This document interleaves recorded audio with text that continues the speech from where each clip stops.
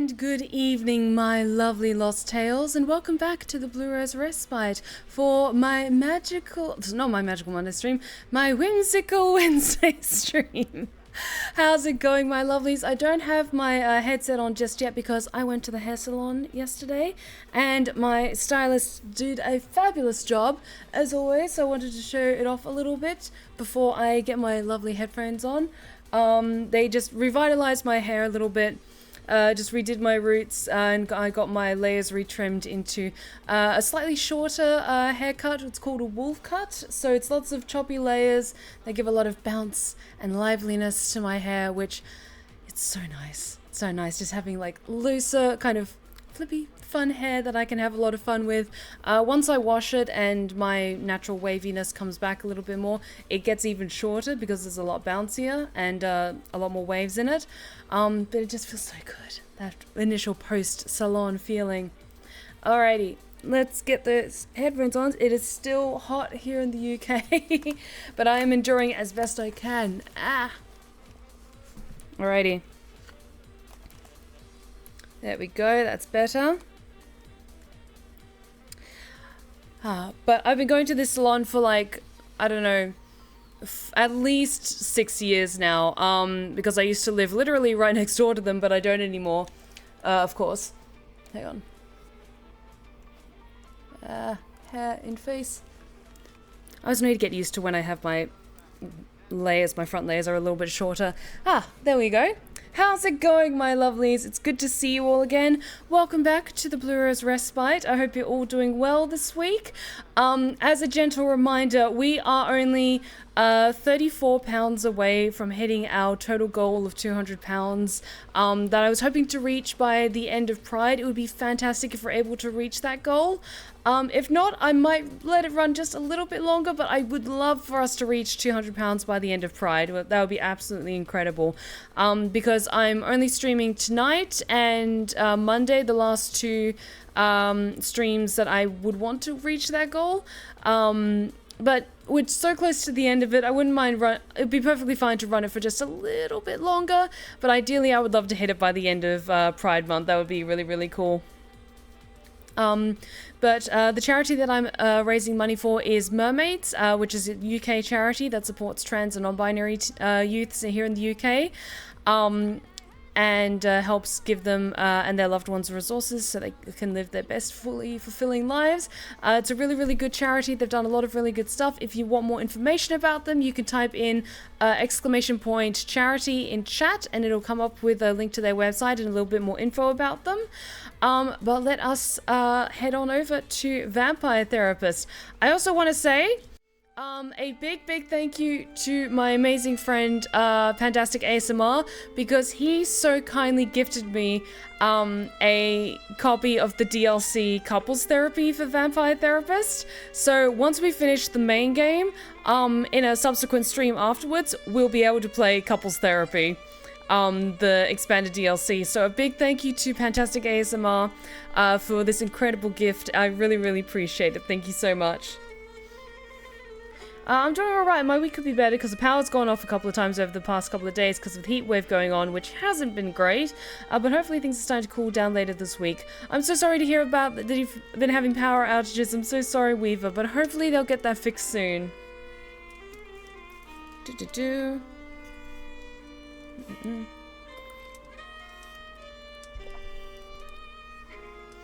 I'm wonderful, Stephanie. I just finished assembling my first BEG Chaos Knight. You mentioned a salon reminded me I need to find a place that deals with men with longer hair. My hair grows into ringlets, so I think about trying to wear it long to see how I like it with the beard. That sounds awesome. Honestly, the long hair with the beard is a really, really good look. Weaver, are you serious?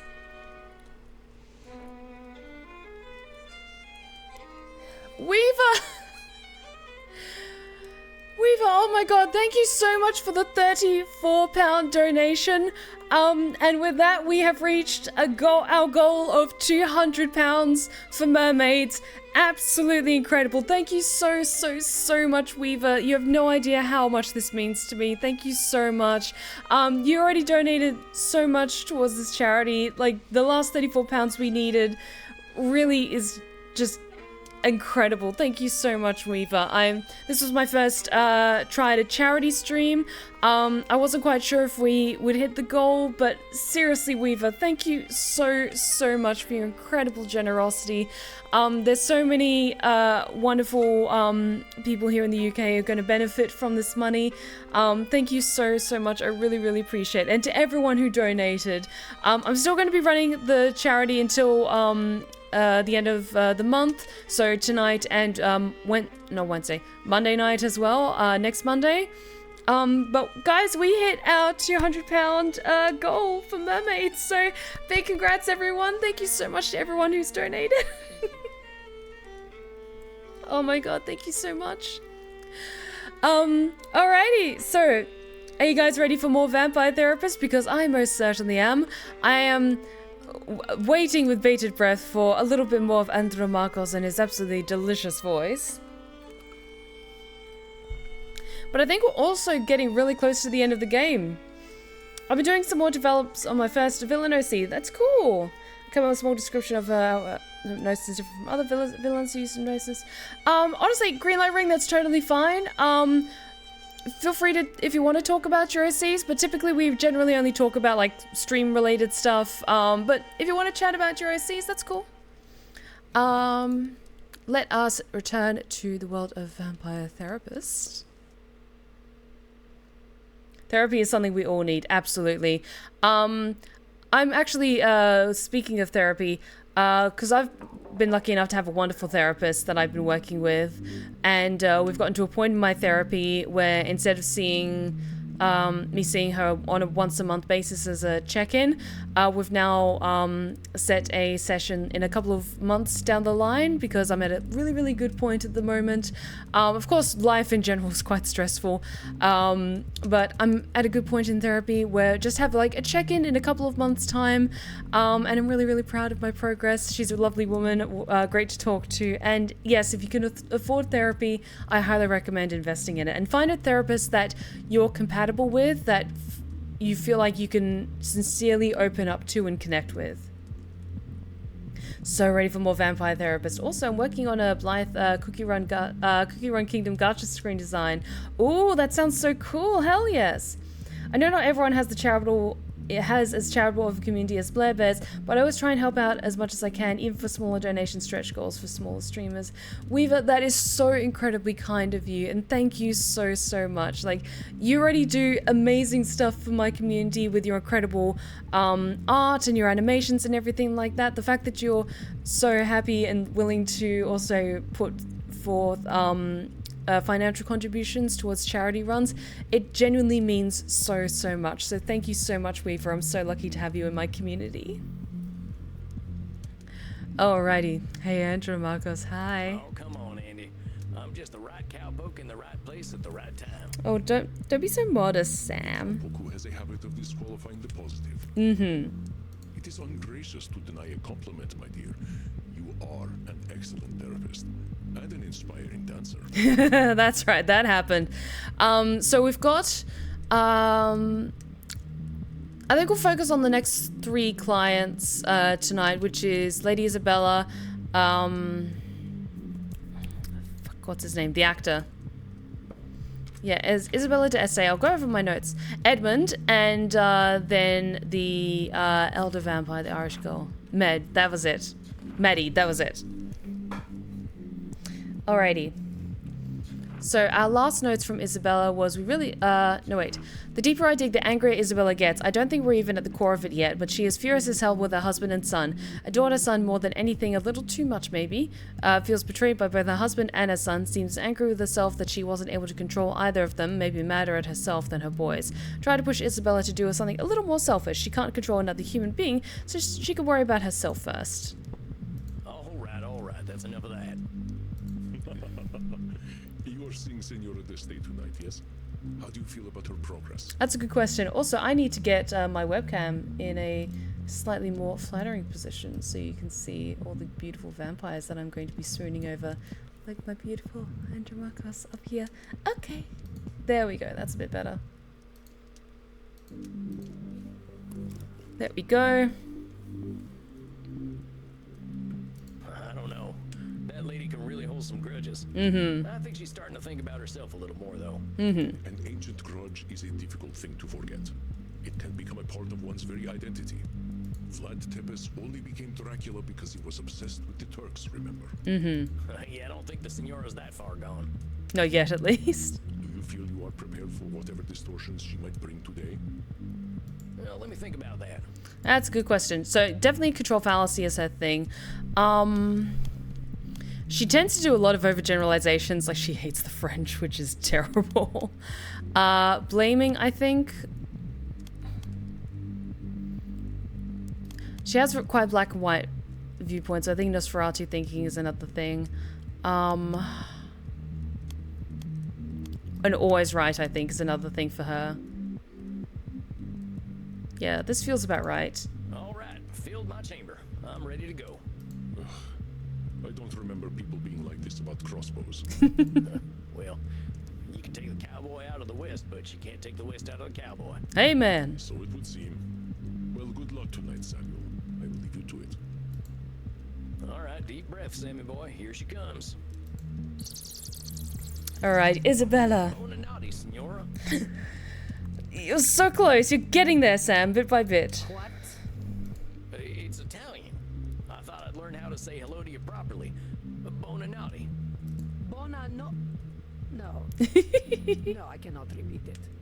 I appreciate your attempt to speak in my language, but please do not attempt to do so again. Good evening. We'll do fine. Okay. At least he's trying. Good evening, Signora. I apologize. I am feeling delicate tonight. Oh? What's going on, Signora?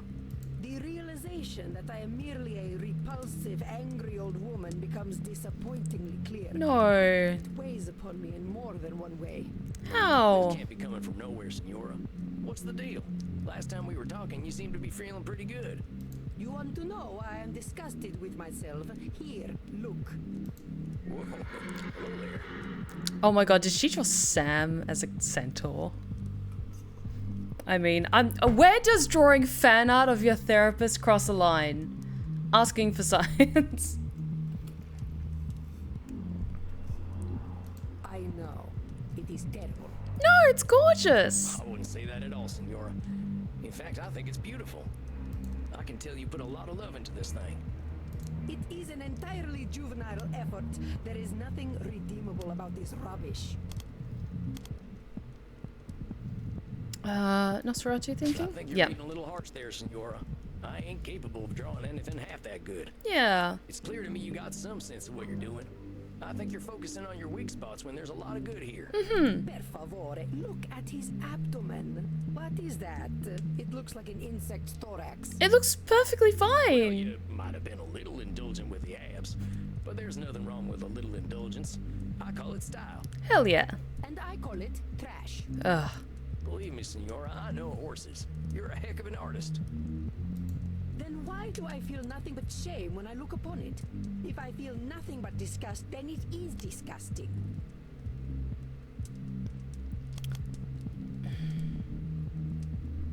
I'm not sure if that's overgeneralization or Nosferatu thinking. Signora, that's Okay. letting your good make up reality. You look at this piece of art and see trash because that's how you're feeling. How come I don't think it's trash? Maybe she thinks Sam is the centaur of attention. Very, very good, Lord Azul. Very good. If it were me on the premise that I was a therapist, I would be somewhat flattered and deeply petrified. Okay, it brings to mind, like, because I can only begin to imagine the horrifying things that a therapist has seen, like, or their client has brought in. Like, I drew this picture of you, what do you think? All I can think of is Dennis Reynolds in It's Always Sunny in Philadelphia when the group goes to therapy and they have the one-on-one sessions, and Dennis thinks that he tries to assume control over the session by trying to outsmart the therapist, and he draws like I think it's just like a weird stick figure with oversized breasts, and it's just like, how does this make you feel? It's supposed to be you. And I'm like, and the poor woman is sitting there just professional decorum and like radiating off of her, just completely unfazed, like, how do you want that to make me feel? And he's just like continually just getting more and more irate. It's so unhinged. I love that show. Oh, dear Sam. I mean this in the kindest way I can, but you are an asino. I'm guessing that ain't a good thing. Probably not. It is a donkey. Yeah, sounds about right. Well, that don't seem too kind to me. My opinions don't count. In this case, no, because I am never wrong about art. I gotta challenge you on that, Senora. Saying you're always right about art, well, that can't be true.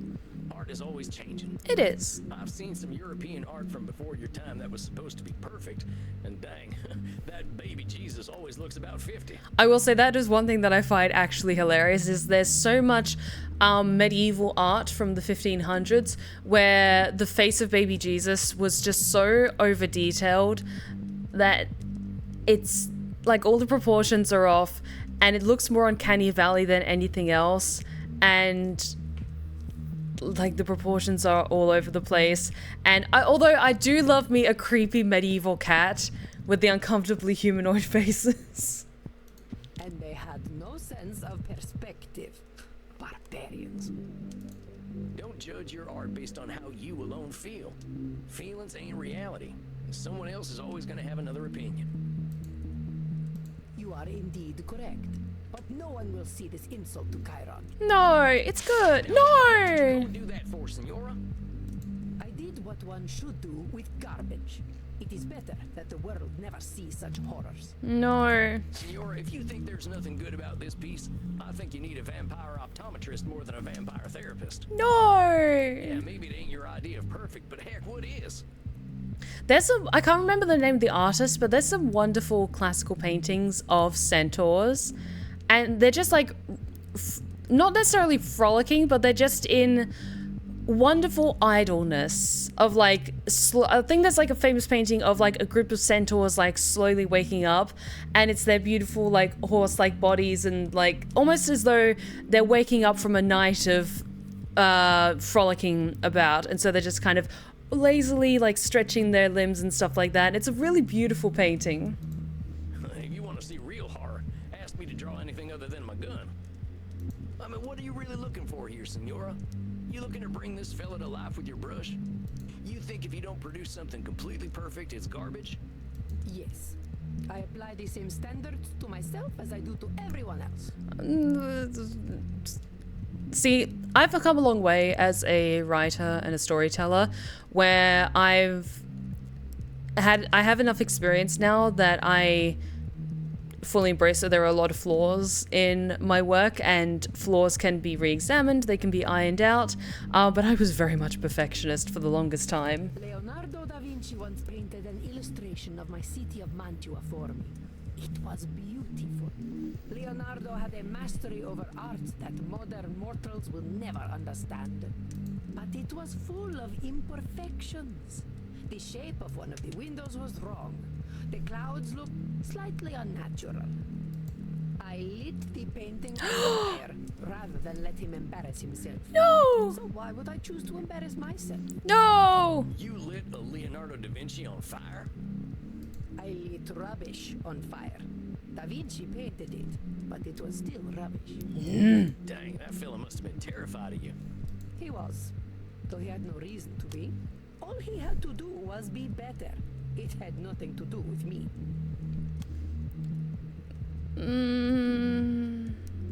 It's either control fallacy or always right. Isabella's moods have consequences, though she is loath to admit responsibility. Blaming them. He was, though he had no reason to be. All he had to do was be better. It had nothing to do with me. Senora, There we go. With all due respect, are you kidding me? That fella was afraid of you, not a failure. What would have happened if you hadn't lit his painting on fire? Then he would have been ashamed of a terrible piece of art.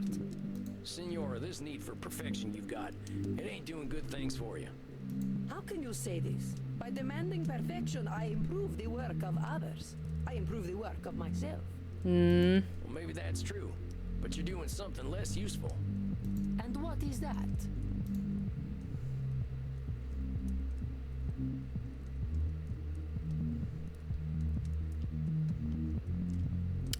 Maybe promoting unrealistic standards or terrifying everyone. I think promoting unrealistic standards in terms of art, maybe?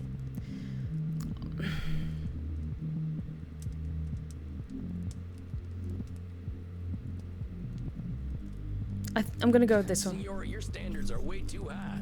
There ain't no way anyone can reach them. So you keep saying. But there is nothing wrong with setting a high standard. The problem is the low standards of others. Like, okay. And I understand that she's absolutely wrong in that the world should adhere to what her standards of beauty in art are. That's completely wrong. But I would say there's nothing wrong about holding yourself to your own high standards of the best quality art that you yourself can produce. Because I think intuitively we know when something wasn't made with our best effort, or something that was, even if like people love it and say it's absolutely amazing, or like we turn in an essay and we get like a B+ or like an A- or something, but then there's that part of you who thinks, I know I could have done better, and if that makes sense. And it's a fine line. I say that as a creative, because you have to get to a certain point with whether it's a story, a painting, a drawing, what have you, even a song, where you have to step back and say, that's finished. That is complete, and I'm happy with it. And that's something that it's, like for me, it's been like a muscle that I've been growing over the years when it comes to my stories for my ASMR tales. And over time, you work that muscle and you kind of have a better understanding of, yep, I'm perfectly happy with this. I'm happy to send this out into the world. It is shameful to not strive for greatness. I will not tolerate your setting low standards. You will not disgrace my presence with shallow thoughts. Am I understood? Yes, ma'am. No, wait, I meant to say... Terrifying everyone? Senora, I gotta be honest here. You're terrifying everyone. You're terrifying your artists, your family, even yourself. Failure's a part of life. If imperfection's a mortal sin to you, ain't nobody gonna let you in on their imperfections. Not you, not your husband, and not your son neither. Mm-hmm. Is he wrong, though? How dare Shit. you? How dare you lecture me, peasant? Oh, I've never seen this face before. Okay. How dare you suggest that I was anything less than the perfect mother to my Federico? You worm, ho sputato sulla tomba di tua madre.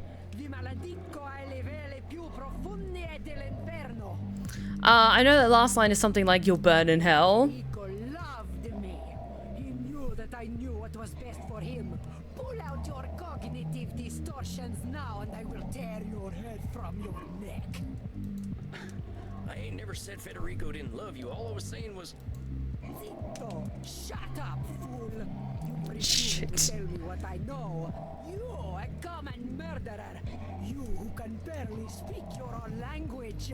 Andy, we might need some assistance down here. Demanded perfection from my Federico so that you would not end up like his father, a degenerate leper whose pin is hung by a thread of putrescent skin. I do not tolerate imperfection. Not from myself, not from this world, and not from my son! Control You fallacy. know what, Senora? If you want to have that kind of control, you're gonna have it all by your lonesome. I'm trying to help you, and you're screaming at me. Why? Because you can't stand being wrong? If I'm too scared to talk to you, what the hell are we doing here? What do you want me to do, lie to you?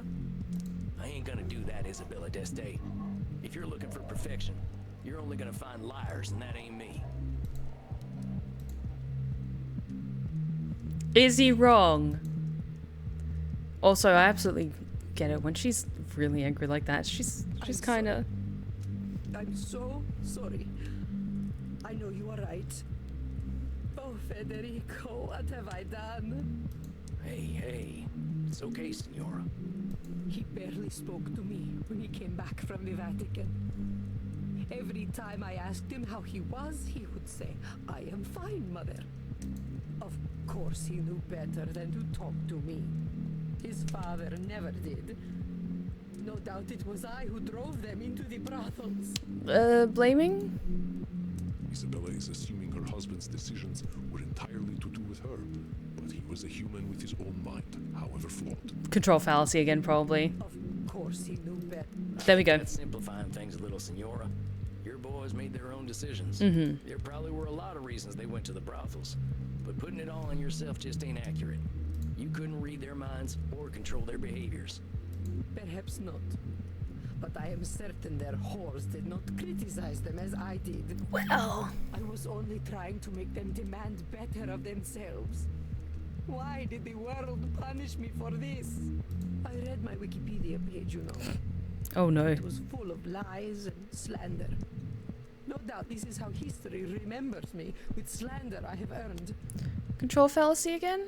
Default not. I have read the Signora's Wikipedia page, and I believe this is somewhat of an Overgeneralization. Yeah. I read my Wikipedia page, you know. Always dangerous. The Wikipedia page is going to determine how humanity remembers you, Senora. You're one of the most interesting, intelligent people I've ever met. And I bet loads of historians out there would be eager to know the real you. Let us hope they do not discover who I am. They would be terrified of me, as you so deftly pointed out. So let's forgive them a few mistakes, huh? I suppose I must. I read that Wikipedia page too, Senora. And you know how I read it? The people are in awe of you. They call you the First Lady of the Renaissance, you know. Oh. This only proves that Machiavelli was right. That if one cannot be loved and feared, it is best to be feared. I want people to be afraid of how much they love me. I think you're a little too down on yourself today, Senora. But here's what I think of Isabella d'Este.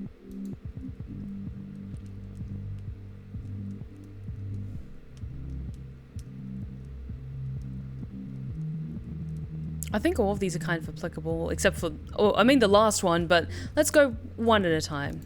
You are so dang smart, Senora. I don't think people these days get an education like yours. You took it seriously. You know about art, music, philosophy, religion. Of course, I know much about physics, biology, and mathematics as well. Do not think me simply a woman of the arts. See what I mean? I'm only 200-some years old, and I think it's gonna take me another 200 to know half the stuff you know. You should be proud, Senora. I think you're ambitious. You're ambitious as hell. From what you told me, sounds like being a woman in your time wasn't an easy thing. But you proved you were capable of anything, and people had to respect that. Hell, you even ran your own city. You're gutsier than any man I've ever known. I am not sure I like this gutsy word very much, but I suppose I did well for my time. Very well. Senora, you did well for any time, believe me. I think you're a caring You person. know what? You come off as pretty harsh. I think we can agree on that. But you're a caring person. You want the best for the people you care about, no matter how hard it is on you. You literally gave your life to care for your family. No one has ever called me a caring person Oh. Am I wrong? Going through death for family seems like you care a lot. before. A little too much, perhaps. I ain't gonna disagree with you there. And you also look amazing. Pardon me for saying so, but I see why people were falling over themselves to paint you.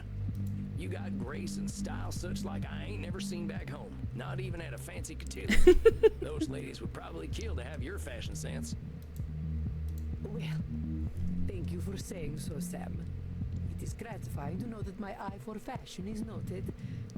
I certainly know how to wear a hat. Absolutely. The pearls are such an underrated precious gem or precious stone to have as an accessory, and my god does she wear those well. Well, that thing looks great on you. I doubt I could wear it half as well.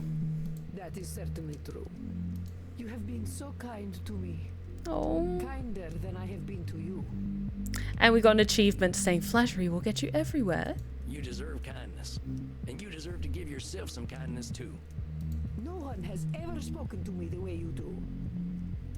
I suppose I never allowed them to. Sam, I know I am old. I know I am difficult. But would you ever consider a woman such as I? What? No dating patience, Sam. Senora, I'm here to help you on your personal journey. Let's not complicate that. Of course. I am just being foolish. I am so used to people being afraid of me that, of course, I fall for the first person who is not. Oh, Signora, no. Senora, I think if you can learn to give people a little room, they're gonna adore you. What if they see me as weak if I am gentle? What if my bearing was the thing that earned me respect? I do not wish to be discarded and ignored like so many women of my time. Is that Nosferatu thinking? Yeah. Senora, I don't think anyone could discard and ignore you. You don't exactly fade into the background, you know. You're pulling back a little and letting people make their mistakes doesn't make you weak. And it definitely ain't gonna make them discard you. I'm a pretty gentle fella.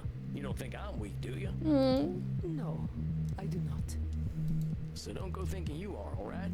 Sam's so nice. I'm not saying you gotta be meek, Senora. I reckon that ain't in your nature. I'm just saying to start with compassion. People are doing their best out there. They deserve your understanding when they ain't perfect. Same goes for you. Don't go ripping up your art because it ain't perfect. Nobody's expecting that from you or anyone, not even Da Vinci. Yes, I suppose I must resign to the truth. I am powerless before inevitable imperfection. I suppose the Calvinists were right. Is that Nosferatu thinking again? If Senora Desde cannot dominate, she sees herself as having no power. I believe you told me of this distortion long ago, Samuel. Control fallacy then. Now, There we don't go. Running in the opposite direction, Senora. That ambition comes from you. Not everyone's got it. So keep striving to be better. Just give yourself a little compassion when you don't meet those super high standards you got. And there ain't nothing wrong with holding other people to a high standard neither.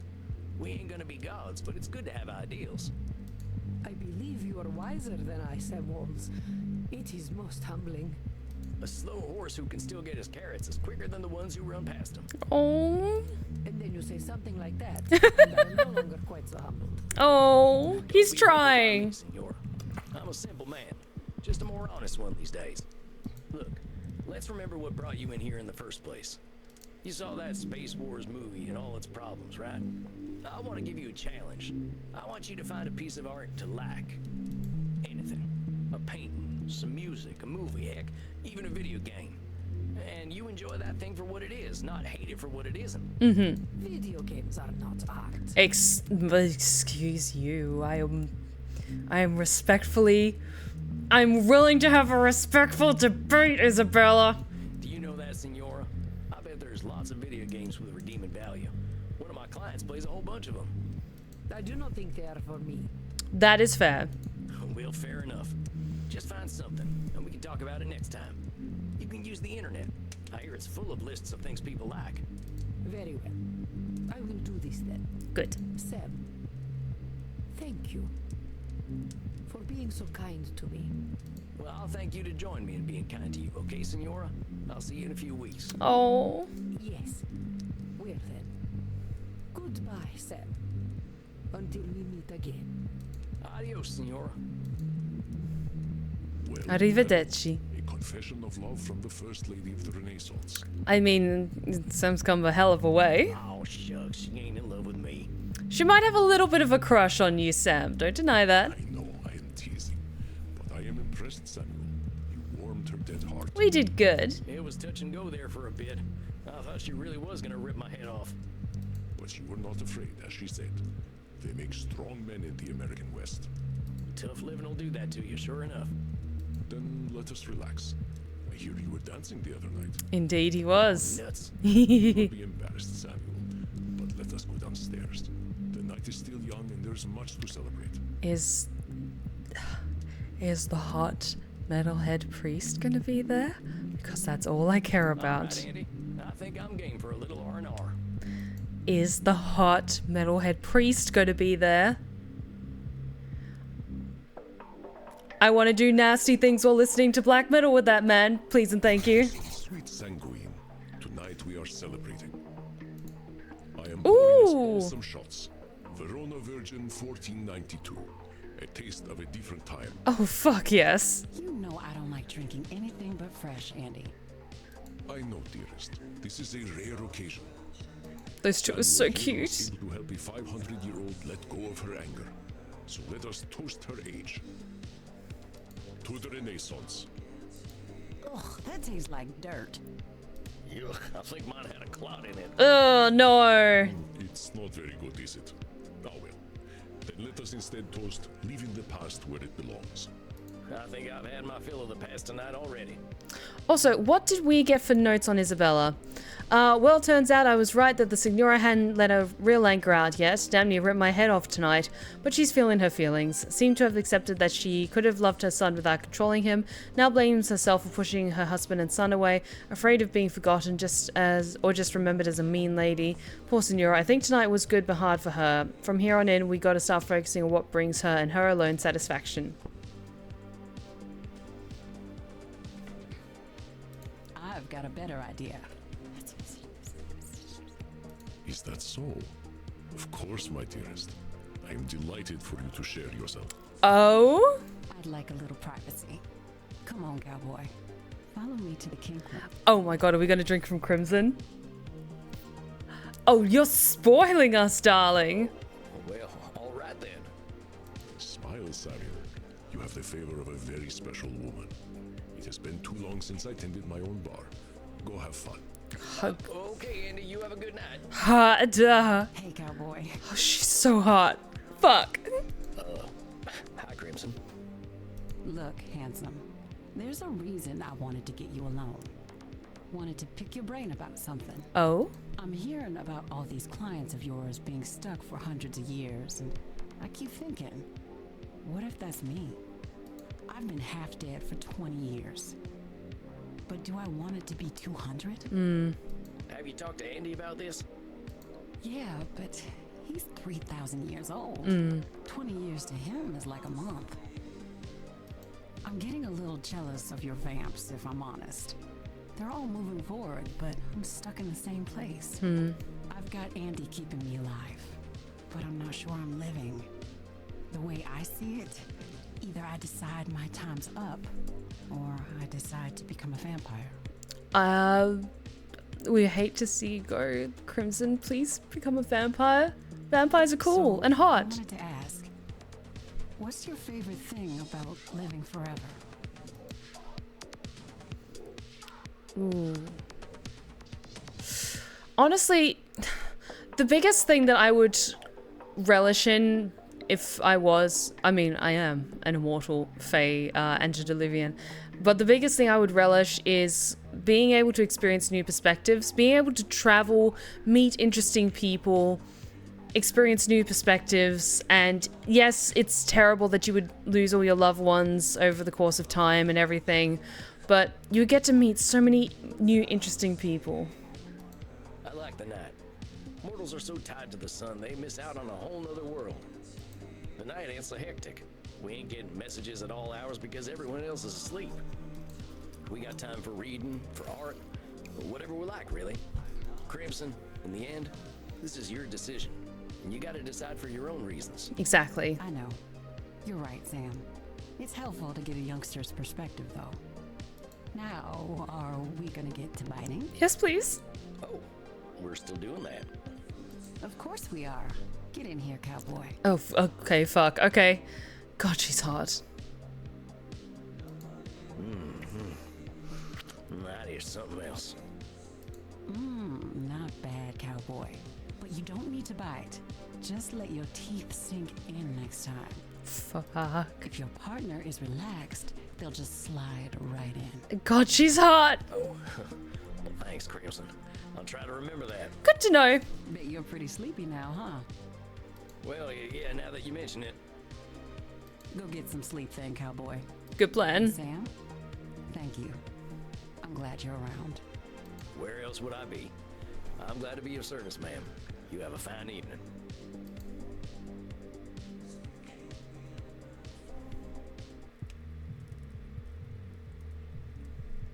Samuel, good evening. How is my ever-impressive protege tonight? Looking forward to a night off, boss. I haven't heard from Eddie, so I was thinking about a nice hot bath. That's right, because Eddie stormed off and said that, oh, I don't need a therapist after all, blah, blah, blah, blah, blah. It did not. We did not have high hopes that it was going to go well for him. Let's see what our last notes from our last session are. I guess that's it for Eddie. He quit therapy today. I guess I'll close out my notes. Eddie got cast in a play as some famous clown he had a rivalry with back in the day. He rekindled his love for acting, not just the audience. Still thinks everyone is waiting for him to light up the stage, obsessed with his own Wikipedia. I don't know how I feel about this one. I hope I'm wrong and that Eddie is going to be fine, though. Actors are strange. An excellent idea. A little self-care goes a long way. I do have bubble bath if you would like to borrow some. That sounds so nice, actually. Andromachos the Mighty uses bubble bath, huh? I wouldn't have guessed. Bubble baths are so underrated. I should really take like a cooler bubble bath or something like that to kind of cool things down because it has been so hot here in the UK. There is only one type of human who does not like bubbles. Oh? Liars? Well, I was going to say werewolves, but I suppose it is the bath part they dislike, not the bubbles. Fair enough. Oh, well, I ain't no liar, so I'd love some bubble bath. In fact, well, tarnation. The bubble bath is postponed. It sounds like we have a session tonight. Eddie? Ready to handle Edmund's distortions? Oh no. They will be intense. Oh no. Let me think real quick. Okay. Personalization, labeling I think was a big thing because he had many colorful words to describe other actors. Nosferatu thinking very doom and gloom. Catastrophizing sounds about right. And he's a massive narcissist, so always right sounds about right. Okay, labeling, Nosferatu thinking, catastrophizing, and always right. I think I got it. Okay. I suspect you have difficult work ahead tonight. I wish you the best of luck, Samuel. I'm gonna try and hold down the fort. Thanks, Thank you. Hold on, Sammy boy, here he comes. Oh, fuck. Hey, Eddie.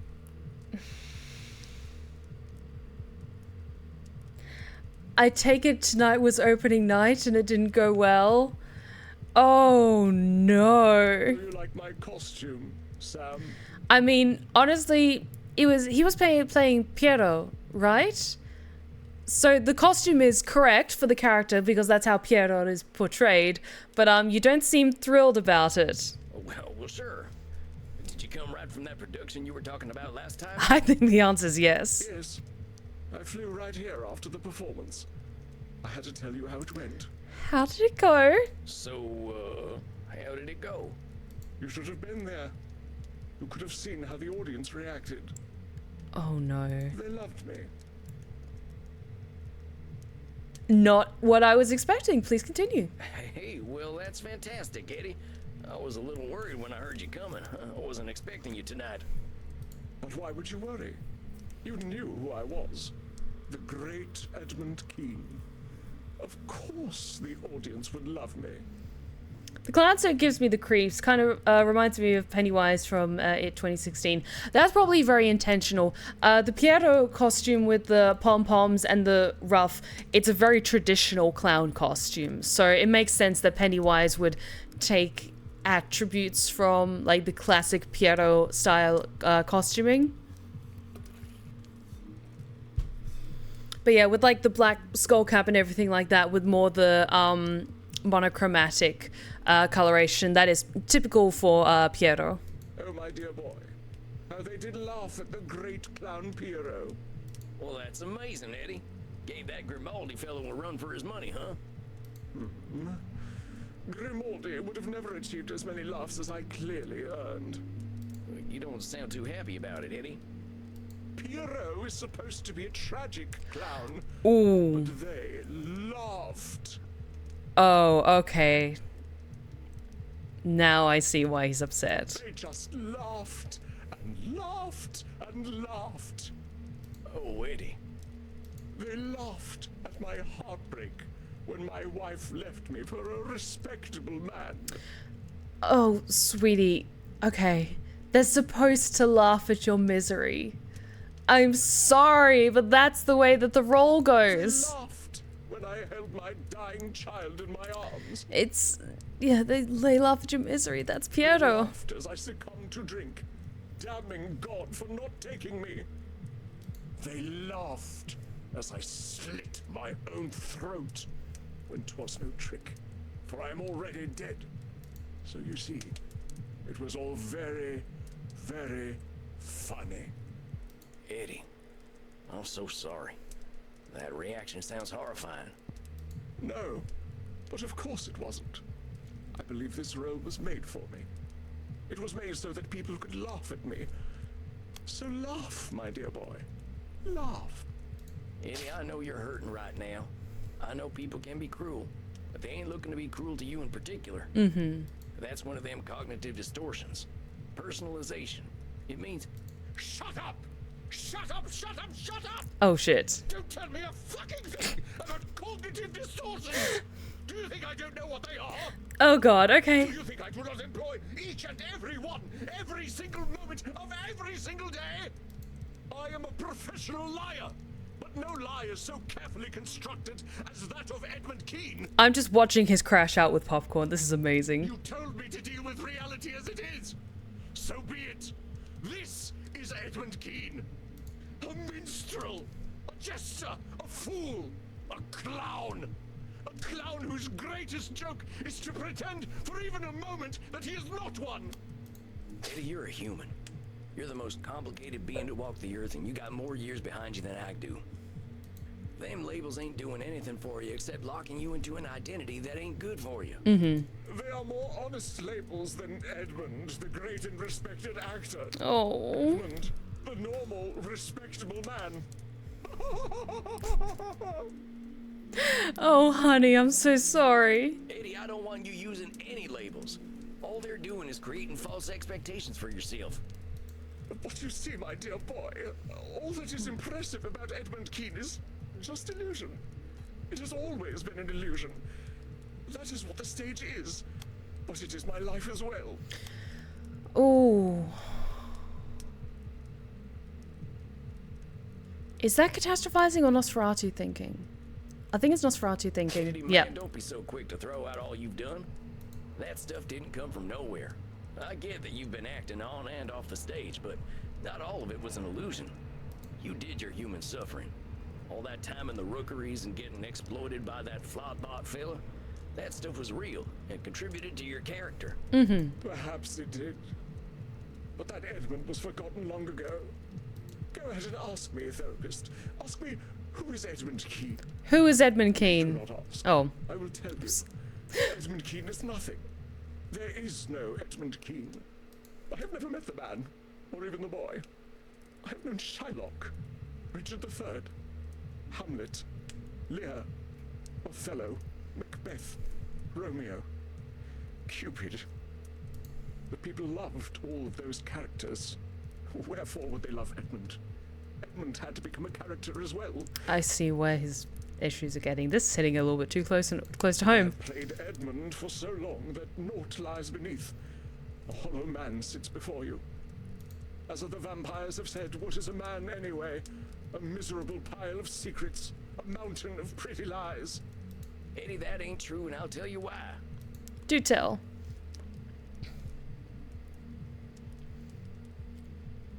I mean, people are good and bad. And life can be pretty miserable, but we all lie. We all lie, Eddie. Deep down, we're all still scared animals who can't tell the difference between a booing audience and a lion ripping out our throats. For all the time my blood was pumping, I played a tough guy. Slaughtering Sam, they called me. I like that name. You want to know why? Thank you so much for asking, Scaracomi. I will say, just because it is really, really hot today still, and tonight's going to be a shorter stream, let's put a pause in doing the Pick My Voices tonight. Just because, honestly, I haven't been feeling 100% this afternoon either. Why? Because it made me feel safe. Under that grizzled exterior, I was still just a scared little boy. But that little boy was me, Eddie. You understand me? Though we have played different parts, the character underneath is the same, perhaps. Do you remember that I played Cupid as a boy? That was your breakout role, right? I learned that if I smiled and spoke sweetly, people would view me as something other than street trash. I wouldn't have to go hungry. I wouldn't have to be sold to some bloated factory owner. Edmund Keane was worthless to anyone. Another mouth to feed, another body to clothe. So I knew I had to make him disappear. Oh, honey. I thought if I suppressed Edmund and became the character the public wanted, I would be rewarded. But this illusion, this character of Edmund Keane, he has brought me to such unspeakable depths. Do you know why I sought to become a vampire? why I dwelt in dark places until the curse of immortality was given to me. Why? I became a vampire because I was afraid that my son Charles would be a more successful actor than I was. I could not let his legacy overtake mine. Wow. Oh, holy shit. I had to be sure that I was the key that would be remembered. Shit. Okay. Dang, Eddie. That's a lot. Yes, I have been monstrous. I needed to be the most beloved. I needed my every demand fulfilled. I had my own pet lion. I rode my horse indoors. I flew into a rage if anyone denied me sexual gratification. I'm scared to unpack that last one. Continue. As an immortal, my fears have made me even more terrible. How many promising young actors I have killed because I felt they threatened my legacy. I know it also helps so much, but do you at least have a portable AC? Honestly, portable ACs are really expensive at the moment, and I can't afford one. And I manage just fine with just my fans and stuff like that, because it's only for a short period of the year that things get really, really tough, temperature-wise in my apartment. And then the rest of the time, it's just clutter taking up space, and I don't have a ton of space in my flat, unfortunately. So many lives cut short because I and I alone know what acting must be. Oh. I believe Mehdi had a similar sentiment about the internet, another part of our world that is always changing. So Always many right? lives cut short. But you know There we that go. ain't true, don't you? You can't know everything about acting. Acting is all about the human experience, right? You said it yourself. You're one man with thank one you for the set of hydrate check. experiences. You can't represent all of human experience on your own. Of course I knew that. And that is why I had to kill them. They threatened Edmund Keane, and for that, they had to die. I could not face the idea that they would bring something to the stage that I could not. Indeed, the very reason I am wearing these clothes is because I could not bear the idea that Grimaldi brought something to the stage that I could not. Do you see how pathetic I am? I am battling a man who has been dead for almost 200 years. The audience was right. I am a most laughable creature. Oh. I know what they are thinking, what they have always thought. Look at the fool actor. Look how he debases himself by begging for our approval. No, that's just what we think of the high school theater kids. I'm sorry, but it's true. The important thing here is accept things as they are, compadre. I cannot accept things as they are, my dear boy. How can I? How can I accept that I have forced everyone around me to confirm my lie of an existence? How can I accept the people I defiled to satisfy my ego? The son I was relieved to see die? The blood I have spilled to sustain my legacy? The lie is all I have, and all I know. I have done such evil to protect it. So much is my poverty of spirit, so mighty, and yet with so many defects, in the vapor of my own glory smothered. No, my dear boy. What is done cannot be now amended. Child Edmund is buried, and this grim-visaged, wretched creature is all that remains. Hey, Logan, how are you doing, darling? I hope you are staying safe, staying well. Lovely to see you again. We are just currently playing Vampire Therapist, and our lovely client Edmund is an actor who has reached a breaking point, and a lot of this is hitting very close to home. Eddie, I ain't gonna sugarcoat it. You've done some truly awful stuff. And fear doesn't excuse the dastardly deeds you done. The shit you done ain't never going away. Yes, go on, kick me, jeer, laugh at the vicious clown, tell him what a fool he is. You ain't gonna play pity tricks on me or yourself. You acted like a lily-livered sumbitch, Eddie. I know that, because I've done some awful shit too. Because of my fear, I hurt scores of folks. Some strangers, some near and dear. And because of my fear, I pushed all that stuff down deep where no one could see it, just like you. I was too afraid to face myself. Once I didn't have a choice but to take a good look at myself, my first thought was that I deserved to go meet the sunrise, because I'm a coward too. Hey, you too? Aren't all of us actors going through it? That's like... Absolutely. Absolutely. But there's something else we've got in common in addition to acting like yellow bellies, Eddie. You know what it is? What? What is it? Do tell. We got time, Eddie. We got time to become new people. That's true. You guys have more time though, you're vampires. And say, Yeah, I've been a coward, but I ain't gonna be a coward any longer. So what'll it be, Eddie? You're gonna live forever.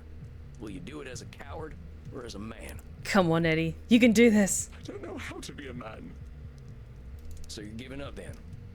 No, I cannot maintain the facade any longer. I am revealed to myself. But Sam, I never learned to be a person. I stopped being real at 8 years old. Oh. Sprot! Why did my fellow actors coddle me so? Why did they let me become a monster? They could have said no, but they did not. It's nothing personal. Hang on. Edmund now recognizes the difficult person he has been, but he is attempting to shirk responsibility for his own actions. Is that Nosferatu thinking then? Sprot! Oh, it could be catastrophizing as He well. has been, but he is attempting to shirk responsibility for his own actions. Catastrophizing then? Sprot! Why did my fellow actors coddle me so? Why did they let me become a monster? Oh, no labeling. He called himself a monster. If you were There a we go. child, it ain't fair to label yourself a monster. Exactly. How the heck were you supposed to know any better? Oh, but I knew, dear boy, I knew. Greedily I drank the milk of human kindness. I hope you don't mean that literally. But what's a little boy from the slums supposed to do anyway? You weren't a monster for accepting the love you weren't getting. But anyway, we ain't focusing on the people who gave in to a kid who was too big for his britches. We're focusing on you. You did some real awful things. You killed people for criticizing you, or for showing talent. You resented your son's success. These are things you gotta take in. But how can I put such things behind me? You don't. You gotta accept the things you've done as part of who you are. You ain't gonna erase the last 200 some years, but maybe you can use them to make a better Edmund going forward. Exactly. How? How do I introduce myself as a demanding megalomaniac? How do I introduce myself as a man who was relieved to see his own son die? How do I introduce myself as a man who demanded the entire world get on their knees to satisfy his ego? Well, I wouldn't exactly lead with that stuff. How about you introduce yourself as a man who's figuring himself out? I suppose that is a possibility. At the least, it is not unexpected for me to be so disarrayed. It is knowing that we actors are all by nature an insecure people. I mean, shut up. Perhaps I need to find an identity beyond the stage. It protected me in my youth, but I do not think that it serves me any longer. That might be worth exploring, Eddie. But what if I am nothing without the stage? What if I seek other endeavors, but there are none for me? Catastrophizing? You're doing some Nosferatu thinking, Eddie. No, it's I've been roaming this catastrophizing. Earth around the same time as you, and what I picked up is there ain't no extremes. It ain't all or nothing.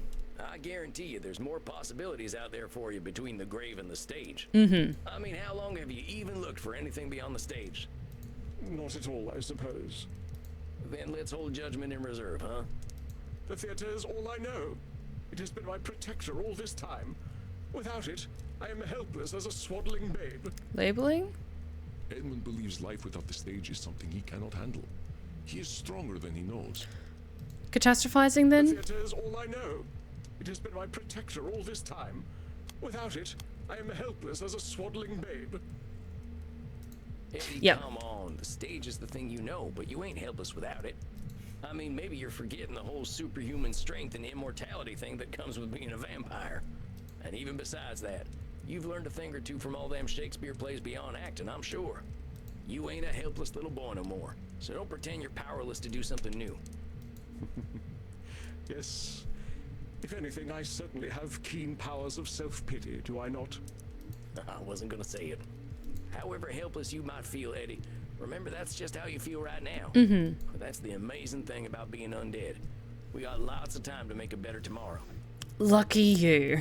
My mentor, Andy, he says that at 200 years old, we're basically toddlers by vampire standards. And we both got a lot of growing up to do. That is a heartening thought. If we're doing life right, Eddie, we're always growing up. The trick is not to think we're done growing. Spoken like the bard himself. As he said, all the world's a stage, and I am barely past mewling and puking in the nurse's arms. Oh. I should be of a more mature mind, shouldn't I? Surely 237 years is old enough to be out of nappies. We got time to grow, Eddie. Let's just be glad you're a 200-year-old baby and not a 2,000-year-old baby, huh? We'd be having a real different conversation then. But growth to me seems nigh impossible. I have allowed my fear to guide my every sad-gutted action. My fear told me when I was threatened, which was always. Nosferatu thinking? Eddie, Yep. buddy, you're talking out of pain. You weren't driven by fear all the time. It just feels like it right now. I know there's an Eddie in there who loves the stage for its own sake. Ain't that so? Yeah. Damn it! You cannot even let a man sulk. Must I be ever so assailed? You're here for therapy, dude. This is what it is. This is what I mean, Eddie. You're always in defensive mode, ready for someone to take you down. That ain't no way to live. When you're afraid of some young actor coming up and making a name for themselves, what's so scary about that anyway? I'm afraid they will erase me. I will be just another child of the rookeries, used and discarded, of no value to anyone. No history, no legacy, no record of my existence. Catastrophizing? But Eddie, Yep. there's loads of actors out there, all with different kinds of strengths. There's legends from every era. I'm a Buster Keaton fan myself. Buster Keaton is fantastic. That filler was one of a kind, just like you were. When he was doing crazy stunts on trains, he weren't no threat to Hamlet. He was very talented. I wanted to kill him, but I never liked visiting America. Well, I'm glad you didn't. But you see that his success didn't do anything to yours. Not every threat means your doom. Perhaps my time has passed anyway. There was a time when the stage awaited Edmund Keane, but my death was the end of that time. Ooh. Nosferatu thinking? I do not believe the stage waits for anyone, Samuel. Personalization. Perhaps my time has passed. There we go. We got some real work to do still. Here's the thing, Eddie. The stage wasn't waiting for you. Theater wasn't waiting for Edmund Keane to show up, and it wasn't waiting for you to die. You're used to making things about you, but the glorious, wonderful truth is, they ain't. And I got some real good news for you, hombre. You're dead. The pressure's off. All them fears are keeping you locked in time, and you can stay there as long as you like, or you can make some progress. What's it gonna be? Come on. I am too much of a coward to die, so I suppose I must live. Good on you. Glad to hear that. I believe I should go away somewhere cold and dark, where I might be alone with my thoughts. You might want to do a bit of journaling. You've got a lot in your mind. You want to healthily jot some I notes think that's a down. great idea. I did the same thing, and it changed my life. Oh, well, my own life. I suppose all's well that ends well. I only hope it does. I got faith in you. As long as we're putting one foot in front of the other, that's progress. I shall see you in a month then. You got it, Eddie. Oh. Take care of yourself. We'll get you out of that mewling and puking stage before you know it, okay? Okay. So it shall be. Very well. Exit Edmund Keane. Stage left. Bravo, Samuel. I was taking notes. It seems the student has become the master. Got an achievement for Stanislavski's Bane, so... Oh, Edmund. Oh, Edmund. Only a master of fumbling around. I knew I was taking a risk there. You were, but perhaps such risks are justified with such an extreme personality. He attempted to gaslight you, but you held fast and challenged him. We did. Sternly, but fairly. Yes. You have a gentle nature. That must have been difficult. I didn't want to drive him off the edge. I just saw him close to making a breakthrough, and I didn't want him to start sinking again. Well, you can now count yourself among a very small number of therapists who have made a breakthrough with such a one. I do not count myself among them. And you let me handle Edmund? I had faith in you, Samuel. You affirmed it magnificently. Now, please, go downstairs and find a friendly neck. You deserve it. A drink sounds mighty nice right about now. You have a good night, Andy. Hell yes. Rest in peace, my dear friend. Oh, thank you, Antonio Marcos. He's proud of us. And it feels really nice. Dang, I'm a little shaken up after that one. Yes, what do our notes say? That was a rough one. Eddie showed up in his clown suit. Turned out everyone just laughed at him, and that triggered something in him. He admits he's been playing a character his whole life. Eddie's done some horrible stuff to protect his own reality bubble. Believes he hasn't really progressed emotionally since he was 8 years old. Has been afraid of being himself ever since he was a kid, probably from living on the streets. Eddie's got a lot of work to do, but like I told him, he's got time to do it. It's going to be real hard, though. Oh. Oh, excuse me. Never seen a man as afraid as Edmund Keene. That was tough to watch. I'm sure Crimson can lift my mood. Crimson! Howdy, Crimson. Hey! What's the matter, cowboy? You look a little paler than usual. Yeah, we had a rough night. Oh, just had a real tough session. Watched a man who'd been wearing a mask for 200 years finally take it off, and it weren't pretty. Had to happen, though. The fella's got a long road ahead of him, but at least he's taking his first steps. Think this'll do the trick then? Ooh. I call this a bloody cowboy martini. Shaken, not stirred. I'm proud of you, Sam. Starting over is hard, especially when you've been spinning your wheels for a long time. Hell yeah. Well, that's the nice thing about being a vampire. We got time to start over. Cheers to that. To rebirth. It seems you walk ever in the path of the Lord, my son. Hi, Kieran. Fuck. I'm sorry. And God damn it. Logan, don't watch for like the next 10-15 minutes while I just get very, very flustered and make an ass of myself in front of the incredibly hot black metal priest. He's very much my type. Oh, hey, Kieran. Courage, Steph, courage. No, Dodge, I am weak under the power of the Lord. I did not mean to intrude. I noted your discomfort and wish to offer you succor in the kink room. Also, he's voiced by Matt Mercer. I forgot about that. You Fuck. like Crimson? Not at all. Go drink your fill, cowboy. Hi. Come, my son. I will in a second. Fuck. Now then, I heard you speak of rebirth. Maybe. Yeah, it's something we vampires have to do a lot of. I was just worried about one of my clients having trouble with their rebirth. I know it is painful, my son. When we are born again, we leave a part of ourselves behind. Like the lizard who sloughs its dead skin, or the mortal who journeys into the mosh pit. We emerge purer than before. Indeed we do. Also, thanks for the stretch check. Thank you. Sounds like you've got a lot of perspective on this stuff, Kieran. I know you must have questions, my son. Please, ask. No, Steph, don't go there. You're so much stronger than that. No! Just let me have fun with the hot Irish black metal priest, okay? Can we truly start over? Okay, we're having a full heart-to-heart with Kieran. Okay. From your spiritual perspective, can we ever truly start over? My son, you know the answer already. We beings of flesh and blood are also beings of judgment. However, we do not stand in judgment of mortals, but of ourselves. If you believe you have defeated your demons, then you have. Yeah, that's true. Reminds me a lot of should statements. And defeating demons is pretty badass, ain't it? Oh, hydrate check. What caused that? Yes, it is the demons Thank you. who should fear us, my son. Did you have more questions? I do. Do we reject ourselves if we are reborn? Ain't being reborn just rejecting who we were? I wasn't a good guy, Kieran, but I don't want to erase my dark days. My son, only in Christ do we truly receive absolution and become beings of pure light. Our darkness defines us. We cannot reject it, just as we cannot reject the Almighty. It is part of us. But do not be shamed by it, my son. Your darkness is beautiful and unique, as is your journey through the darkness. Kinda sounds like disqualifying the positive to me.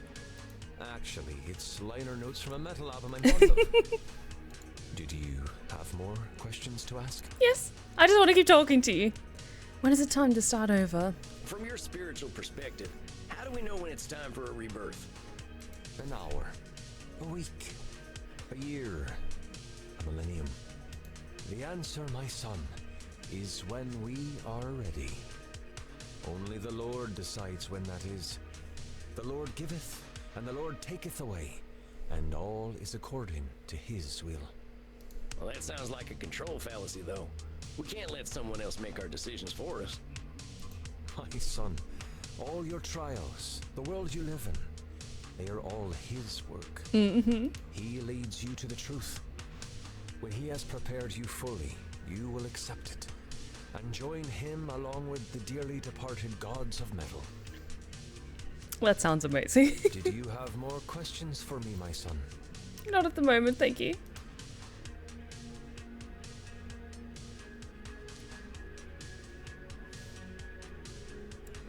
I don't have any more questions for now. Why ain't your lord the fire and brimstone type that's marked my kind for centuries? The Lord did not do these things. That is the work of man. Even they work through him and face their own dark journeys. But eventually, we will all be blessed and return to his bosom to rock for all eternity. It is not for man to judge. Well, I've got a lady who would love to meet you. I think a few men of the cloth did her dirty. Men will ever seek power. But I know some simply seek blood. Are you ready to receive succor, my son? Yes, sorry. Yes, please. Yeah, but I really wish you'd stop calling it that. It is a little weird. My love language is bite. That is enlightening. Don't say that. May you be sustained and fulfilled. May you shepherd your lost sheep as I shepherd the children of the night. Yeah, do you have a flyer or a meeting place where I can listen to more of your sermons? Please and thank you. You're a one-of-a-kind dude, Kieran. But thanks for the drink and the talk. You have a fine night. Godspeed, my son. I want to listen to some black metal later. Good evening, Samuel. You are seeing your ancient client tonight, are you not? Indeed I am. Yeah, that's right. I hope she's doing okay. I'm worried about her and that whole algorithm thing. I had a little consultation with some other elder vampires. We have developed a theory, though I hope we are wrong.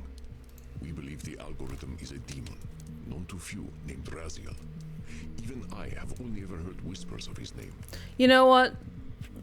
That makes more sense than what it actually is. He is a fallen angel, believed to have recorded every action, every change of state for all things on this earth into a great book. That sounds about right. This book of knowledge he shared with the first mortals.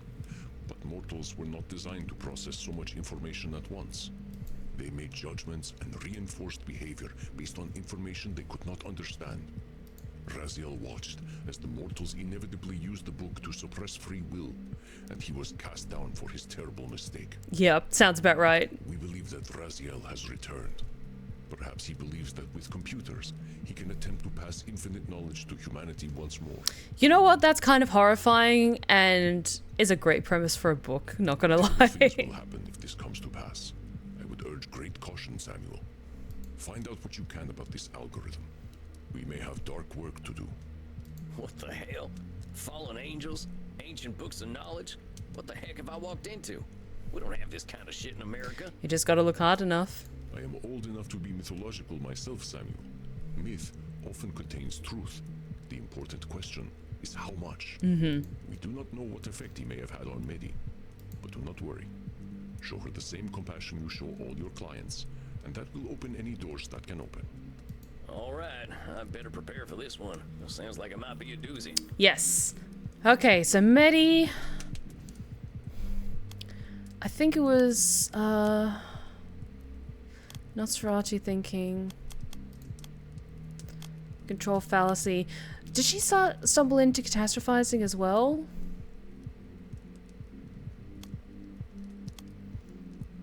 Oh, she did do labeling a lot as well. What were some other ones? Disqualifying the positive, emotional reasoning, mind reading.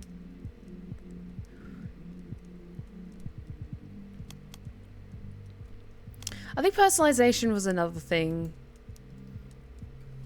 Let's go with those. Greetings, little mouse. Hi, Medi. Howdy, Mitty. It's good to see you. How you feeling tonight? Not well, sweetling. Not well at all. Oh no, what's going on? I know you were feeling all stressed about your numbers on that glitch site. They doxed me. No! Doxing is, my whiskery friend. Ooh. It's when mortals find out where you live, where you sleep, so they can hurt you. Oh, fuck the people who did that then. A group of vampire hunters came looking for me. They were really mean, but we're all dead now. I'm much happier. But it was very inconvenient. Oh, fuck. Now I have to move. And it is very difficult to set up my lighting to make me look alive. Dang, Maddie, I'm so sorry. That sounds awful. It really is. It's worse. I will not be able to use my computer for a week. How am I going to upload my content? You can maybe take a break? My fans and zealots are all so impatient. They're sure to leave me if I don't provide them with their content. Control fallacy? You can't really control... Oh, no, wait. Nosferatu thinking. So, how many of these followers and zealots have you got, Maddie? Perhaps 2 million zealots and 90 million followers on Glitch. Fuck. And Okay. how many of them do you think you'll actually lose if you don't upload lots of content? The algorithm has already told me that I will lose millions of followers. But you don't know that for sure. So let's go ahead and listen to the algorithm. If you lose millions of followers, it ain't anywhere near 90 million. It's doing a bit of overgeneralization and catastrophizing to think they're all gonna leave you high and dry. Heck, maybe the folks who stay are the ones what you can really count on. What you can really count on? What? What? What? What? What? What? Nah, never mind. Oh, never mind. You said what? I was trying to say that the people who don't mind you not uploading so much might be better folk to keep around. Exactly. It's not up to me, little mice. It's not up to them either. Even the little bloodbags who love me won't get to see me if I don't provide them content. I don't get it. Why wouldn't they see it? Is the mailman or whatever not delivering your messages? You're very funny. No, the algorithm decides who sees my content. If I give it content, it will make people like me more. If I stop feeding it, it shuns me. Mitty, I gotta say, that doesn't sound like a healthy relationship. Really isn't. Oh, no, it's my friend, I should think. As long as I keep producing content for it, it draws the juicy mortals to me. How many mortals do you need, though, really? Well, if I'm to feel safe, I should like to have more of them always. I gain more followers and zealots every month. I need them. One of them has agreed to let me eat him and I'll take over his farm. They're quite useful. I mean, we support women's rights and women's wrongs here, so Ask you something. get that Do you actually bag. like any of these followers or zealots? Or are they all just food or servants? What a silly question, little mice. Of course I don't like them. I always know what they're like. You forget how old I really am. Always know what they're like? Overgeneralization? Oh, I gotta challenge you on that, miss. I know you got a lot of followers and zealots or whatever they're called, but that don't mean you know all of them. Now, I'm sure you know a lot about mortals on them websites you're using, but that ain't all mortals, and all mortals ain't them. It's not just them, though. I told you about how they killed me. About how they plucked my eye out. Pop. I'm saying, can you know that you're always right about mortals? Wouldn't like to prove that I am. But these mortals, you're talking to them every day. You got all these folks at your beck and call. They're the people you talk to. That's right. But you don't have a real relationship with any of them? Why would I want to have a relationship with my food? You really are quite a silly whiskers. Mitty, I'm saying the only relationships you've got are with what you're calling your food. But that's what they are. They're food. Delicious, delicious food. Food that sometimes does heavy lifting and computer work, but still, food. With that kind of labeling, that's all they're gonna be. You're creating a prophecy for them to fulfill. Isn't that the point? I do want them to enjoy being eaten. I don't like cruelty to animals. I'm trying to say, they can provide more than food, just like an animal. Yeah, they might nip at you, but they usually only do that when they're scared. Maybe you're right. Well, the vampire hunters certainly were very afraid when I pulled their intestines out. Hot. It's just intestines. They're not very scary. Matey, it sounds like you're in a bit of a codependent relationship with your food, and maybe with this algorithm fella. Oh, but it's not a fellow. And it's not a lady either. So it's non-binary? No, it claims that it is entirely binary. All ones and zeros. They speak very strangely sometimes. Well, whatever they are, seems like as soon as they showed up, you stopped having any real friends.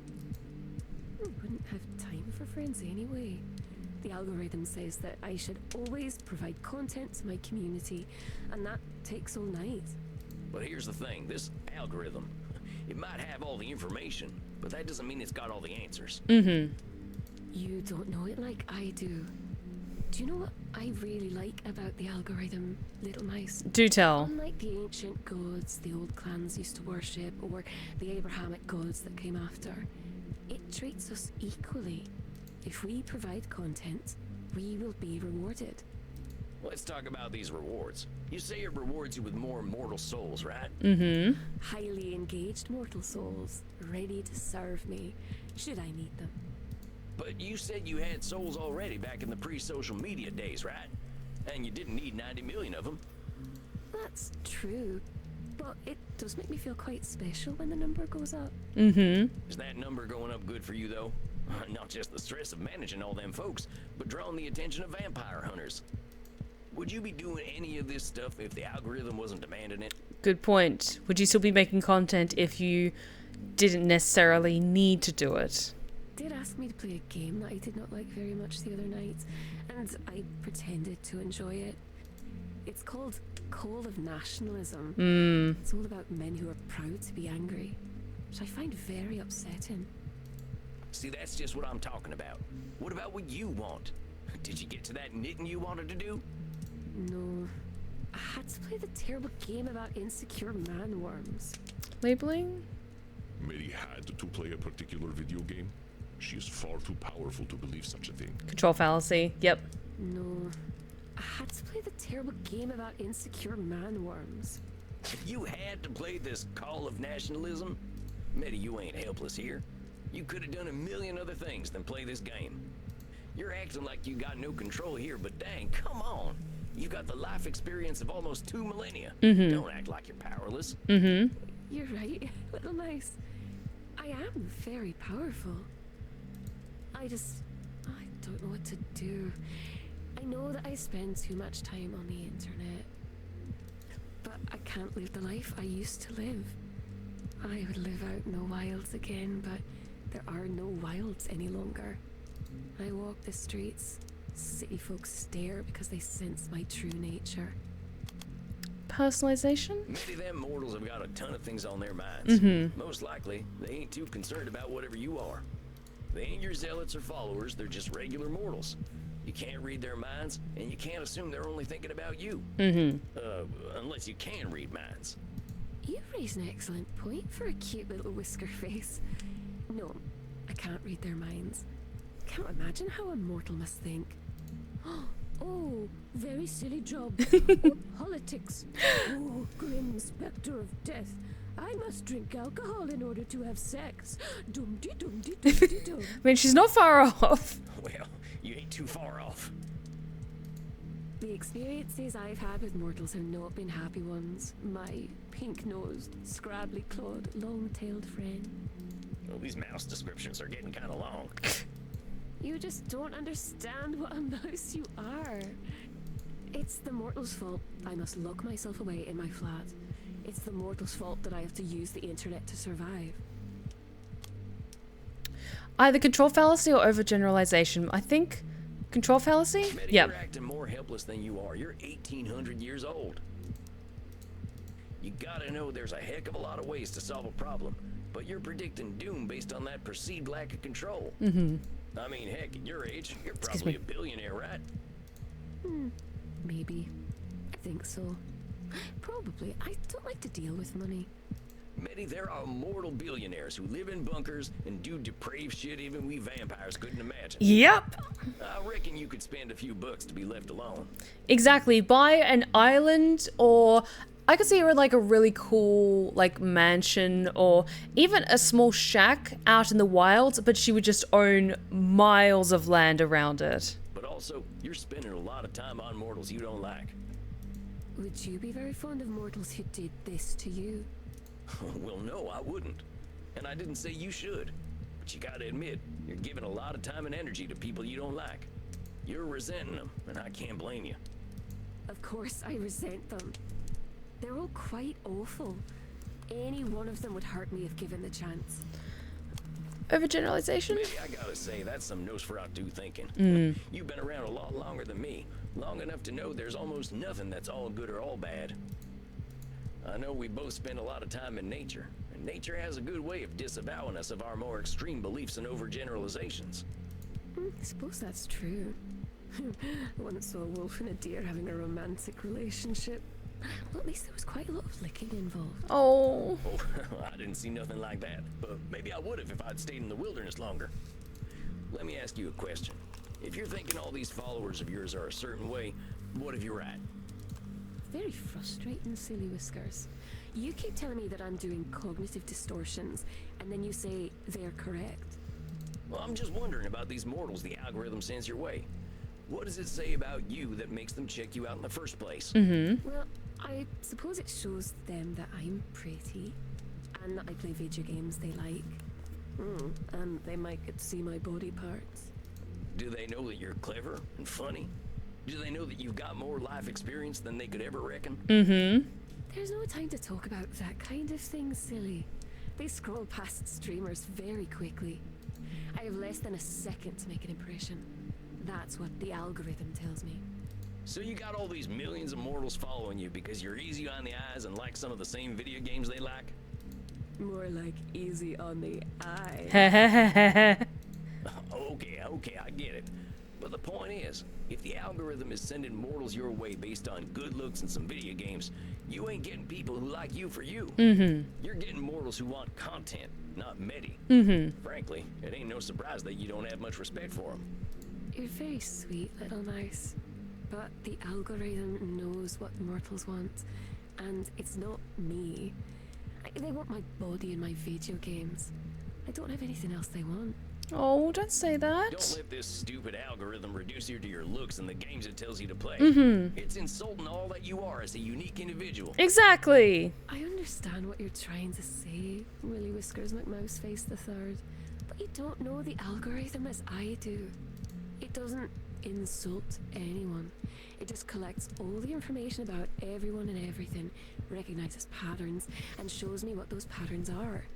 What it decides is important is based on the thoughts of every human who has ever been online. It truly knows the will of mortals because it knows all mortals.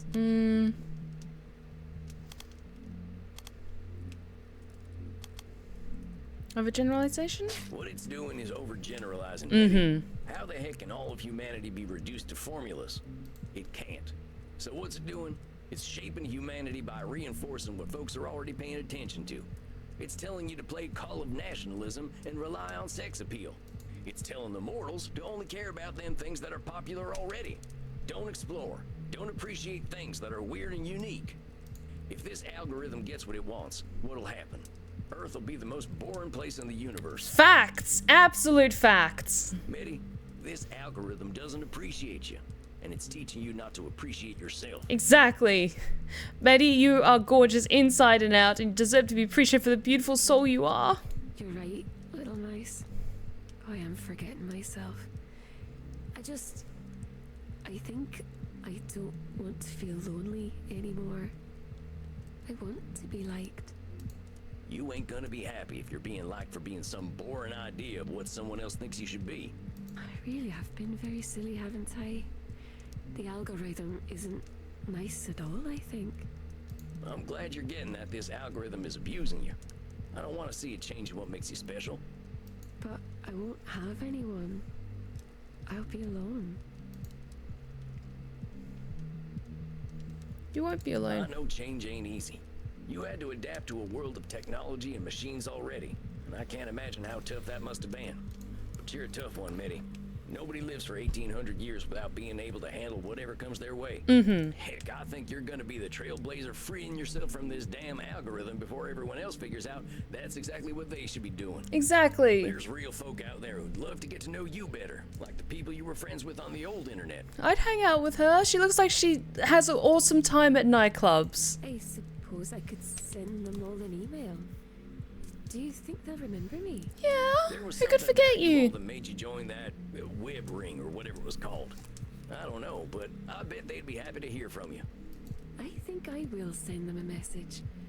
They were all very strange, like me. We're all strange, Mitty. We're all individuals. Maybe they were just your kind of strange. You are very sweet, little mouse. I could give you some of my zealots if you like. They'll do what I tell them to do. Well, that's okay. I'm happy letting them live their lives freely. They deserve to find out what they actually like, too. You are very soft and squishy for a vampire. But I will message my old friends. And if you're gonna do this streaming thing, try streaming things you honestly enjoy. Make a new account, be yourself, and see who shows up. I think I will do that. I'll keep my only zealots, though. They can be very useful. You do what's best for you. And don't let anyone but you make that decision. You are so very sweet. Are you sure I can't take you home and let you run on a wheel all night? That sounds adorable, but no. I'm pretty sure. I'll see you next month then, right? I want to hear all about how you're handling your weird self. Oh, but you are very, very naughty mouse with a very dirty mouse mind. Not like that, Medi. I didn't mean it like that. You are very funny. I will see you in a month then. Now, I shall become a mouse too, but with wings. Okay, I think that we'll have our last one-to-one session with Andromakos, and then I want to save all of the client sessions that'll happen after that for next time, I think. Excellent work, Samuel. We cannot know for sure, but I believe Medi understands the source of her discomfort. You think this Raziel is gonna get upset at losing her? If I understand correctly, Raziel has no power if he is ignored, but he is unusually tempting to listen to. It sounds as though he has the mortals quite beguiled, and many of our kin as well. But you give me faith that he can be defeated, one individual at a time if need be. Hell yes. I ain't never defeated a dark god before. Well, you're a vampire. I have a feeling that's kind of an inevitable thing. There is a first time for everything, my dear Samuel. After all, haven't you been dancing? You really gotta bring that up, huh? It's never going to leave our minds. Mostly for the reaction. Now, my friend, make sure you get something to drink. You shall not have trouble finding willing necks, I'm sure. You are becoming quite the celebrity at Immernacht. Beating fallen angels is thirsty work. I'm ready for a drink. Hell yes. Slake your thirst then, my friend. Rest in peace.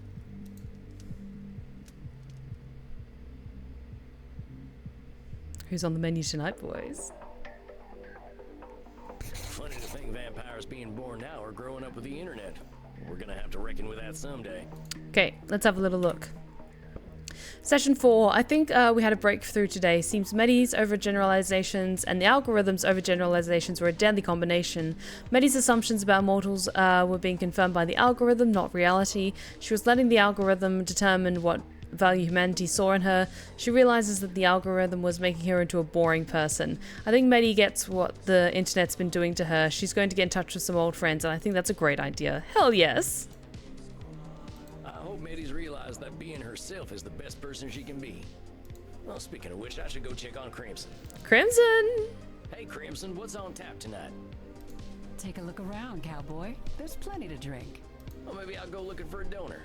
Just figured I'd say howdy to my pal Crimson first. Who's on the menu? Well, howdy, sharpshooter.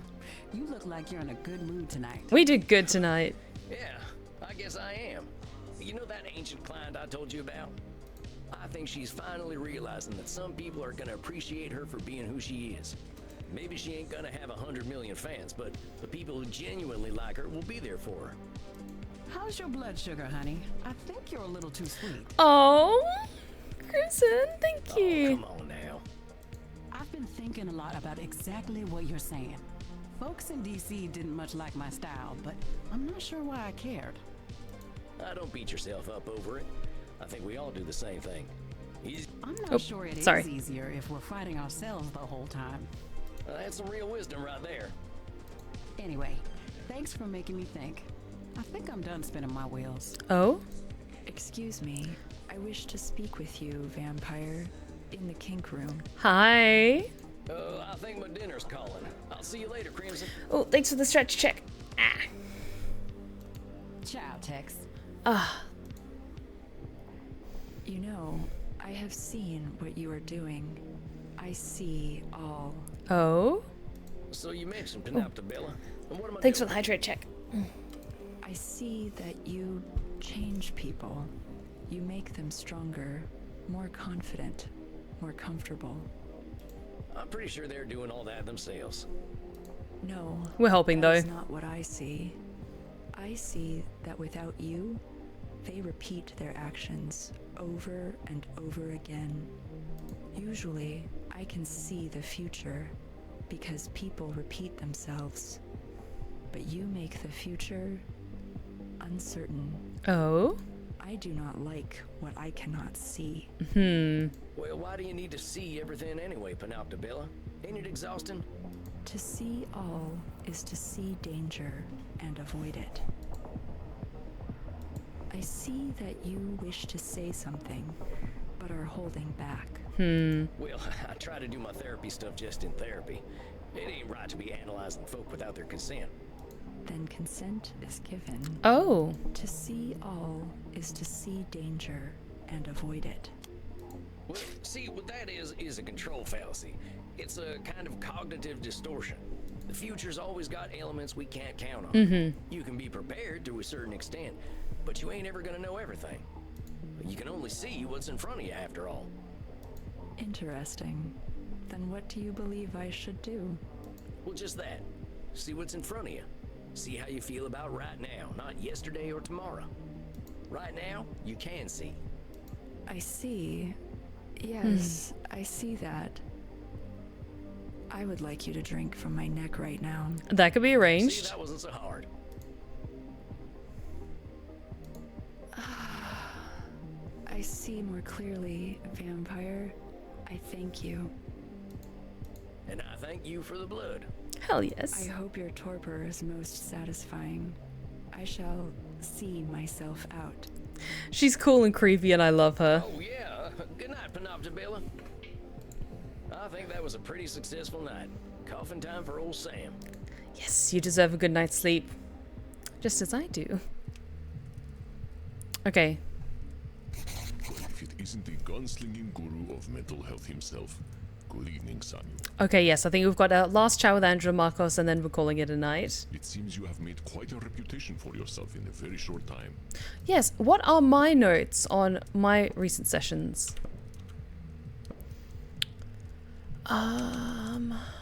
Where was I last reading?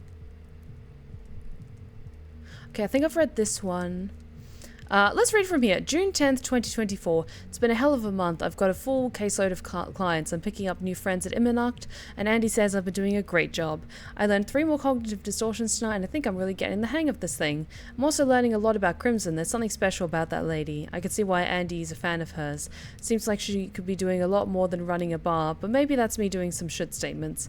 Oh, I took a little trip to Dresden. Heck of a place. They had this emperor named Augustus the Strong who spent all Germany's money on porcelain. Wish I could have been his therapist. July 8th, 2004. Golly, what a month. I took some time to do some traveling in Europe in between client sessions. Prague is a great place to be a vampire. Nobody gave my fangs a second look. Well, unless I was biting them, which they didn't mind at all.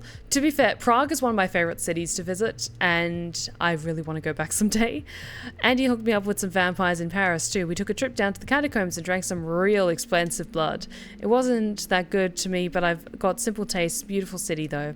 My clients are doing pretty well, I think. I even had one move on, so I guess I must be doing something right. And I learned 2 more distortions tonight. Oh, and Crimson's a lawyer? Didn't see that coming. August 5th, 2024. Holy hell, my head is spinning. This month I've been threatened by monsters, drunk priest blood right from the source, faced an ancient demon, and helped my clients through some tough breakthroughs. It's gotten me pondering about what's next for me. I came here to learn, and now I feel pretty confident about being able to help my kin. Then again, that could be a control fallacy. Andy's told me so many times that I won't be able to help everyone, so maybe I should just help people that come here wanting to be helped. Guess I should talk to Andy about all this. all good ideas. It's hard to believe I've only been here in Germany for 6 months. In that short time, I think I've grown more than I have in the last 200-some years. You are quite correct, Samuel. It is truly gratifying to see you grow and change. Of course, our mental health journeys never quite end, do they? I am sure you still have much to talk about. But let us first take a moment to breathe and meditate. Yes. Sounds like a good idea. Give me a chance to center myself. Good plan. Very good. Now close your eyes and enter your place of comfort. Isabella Deste. I wonder. How's Andy squeezing to that suit anyway? Is Raziel listening in on our conversation? Princess to the rescue! I sure am a lily-livered coward. Cognitive distortion left and do-si-do. What am I doing hiding out in Germany? Breathe in. Why'd you do this to me, Ernie? Out. You keep running, Sammy boy. You dummy Sam. Doing great, Sam. Therapy. I mean, Sure am glad I don't sweat. Tarnation. What a great word. one word at a time, one thought at a time.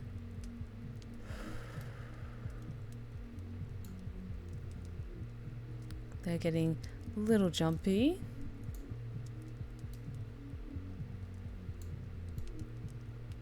On and out. And breathe in How do you feel, Samuel? and out. That reminds me, when are you taking time off next month, Steph? I think it's the second month of July. Sorry, not second month of July. Second week of July, because I'm going to be at Develop Brighton for the expo. Yeah, I think it's the second week of July. Yeah, not bad. My thoughts are all over the place, but that ain't unusual. I'm glad you have that perspective, my friend. What came up for you tonight? I've still got my head wrapped up in my past wrongs. I feel like kind of a yellow belly for running away from them to come here. But dang it, there's me labeling myself again. Mm-hmm. Why are you calling yourself a yellow belly then? And yes, no stream this Friday either, because I'm going out to an awesome nightclub. It's a pattern of mine, that's all. I gave you my history, and it's a history of my running away. I ran from my home, I ran from all the trouble I caused, I ran from my wife and into the hands of a vampire gang, then I ran from them and hid out in the woods. When my gang tracked me down, I ran off to Europe. Whenever the going gets tough, Sam Walls gets going. Samuel, this is quite the oversimplification. I remember a man who came into my office and told me about how he should have made better decisions as a traumatized child. In each of these cases you speak of, you made difficult choices following terrible events. Have some compassion for yourself, my friend. Exactly. Yeah, well, I haven't even given you the full story yet. Oh, There's another thing I've been running from. do tell. I got kin, Andy. Distant kin, but kin all the same. See, my wife was pregnant when she up and left me. Didn't even tell me. Oh no. My line ain't never been strong, thank goodness. But I've got a great granddaughter. We give or take one of them greats. I looked her up, and she ain't living well, Andy. I want to be there for her the way I wasn't for my wife and child. But Oh. all I am's the undead man who got her great uncle killed. If I were her, I wouldn't give me the time of night. Which I guess is mind reading, but it seems like common sense to me too. Yeah, I've tried to make amends, but as far as kin is concerned, well, I ain't done shit. Hell, I can always be confident that I'll do the wrong thing when it comes to my family. I guess that's like being always right about being always wrong. I see you are becoming quite perceptive of your own distortions, Samuel. But let me do some reflecting for you, and you can tell me how you perceive what I am saying. Okay. You consider yourself a yellow belly, a somewhat archaic term for coward. Labeling. I guess I'm still doing a little labeling there, huh? A little. I believe you understand that calling ourselves names does nothing to improve ourselves. All right. Maybe calling myself a coward ain't too good for me. Now then, you said you believe that your distant relative will not want to speak to you because you caused the death of another distant relative. Mind reading? Sounds like I'm doing a little mind reading there. I can't really know what my my distant relation is gonna think of me. Naturally. We vampires have a reputation as monsters, but that is not a universal reputation. I quite like vampires. In fact, I believe we are rising in public opinion. You very much are.